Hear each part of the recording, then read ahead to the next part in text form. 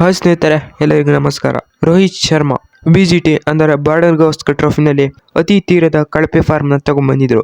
ಆಡಿದಂಥ 5 ಇನ್ನಿಂಗ್ಸ್ಗಳಲ್ಲಿ ಕೇವಲ 31 ರನ್ ಕಲೆ ಹಾಕಿದ್ದರು ಅಷ್ಟೇ. ಆದರೆ ಈಗ ರೋಹಿತ್ ಶರ್ಮಾ ರಣಜಿ ಪಂದ್ಯ ಆಡಲು ನಿರ್ಧರಿಸಿದ್ದಾರೆ. ಹೌದು ಸ್ನೇಹಿತರೆ, ಮುಂಬೈನ ಸ್ಟೇಡಿಯಂನಲ್ಲಿ ರಣಜಿ ಪಂದ್ಯ ಆಡಿದ ರೋಹಿತ್ ಶರ್ಮಾ ಸಿಡಿಲಬ್ಬರದ ಬ್ಯಾಟಿಂಗ್ ಮಾಡಿದ್ದಾರೆ. ಎಷ್ಟು ರನ್ ಹೊಡೆದಿದ್ದಾರೆ ಎಲ್ಲವನ್ನು ತಿಳಿಸ್ಕೊಡ್ತಾ ಹೋಗ್ತೀನಿ.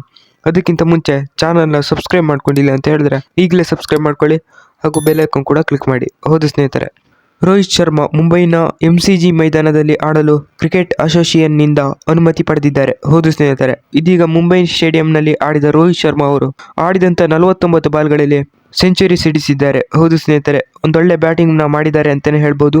ರೋಹಿತ್ ಶರ್ಮಾ ಅವರು ಸಖತ್ತಾಗಿ ಆಡ್ತಾ ಇದ್ದಾರೆ. ಪ್ರಾಕ್ಟೀಸ್ ಪಂದ್ಯದಲ್ಲಿ ಸೂಪರ್ ಆಗಿ ಆಡ್ತಿದ್ದಾರೆ ಗುರು. ಇವರು ಪಕ್ಕ ಕಂಬ್ಯಾಕ್ ಮಾಡ್ತಾರೆ ಅಂತ ನನ್ನ ಅನಿಸಿಕೆ. ನಿಮ್ಗೆ ಅನಿಸುತ್ತೆ ಕಾಮೆಂಟ್ನಲ್ಲಿ ತಿಳಿಸಿ. ರೋಹಿತ್ ಶರ್ಮಾ ಫಾರ್ಮ್ಗೆ ಬರ್ತಾರಾ ಕಾಮೆಂಟ್ನಲ್ಲಿ ತಿಳಿಸಿ. ಈ ವಿಡಿಯೋಗೆ ಒಂದು ಲೈಕ್ ಮಾಡಿ ಹಾಗೂ ಚಾನಲ್ಗೆ ಒಂದು ಸಬ್ಸ್ಕ್ರೈಬ್ ಮಾಡ್ಕೊಳ್ಳಿ. ಮುಂದಿನ ವಿಡಿಯೋದಲ್ಲಿ ಸಿಗೋಣ. ಅಲ್ಲಿವರೆಗೂ ಟಾಟಾ, ಬಾಯ್ ಬಾಯ್.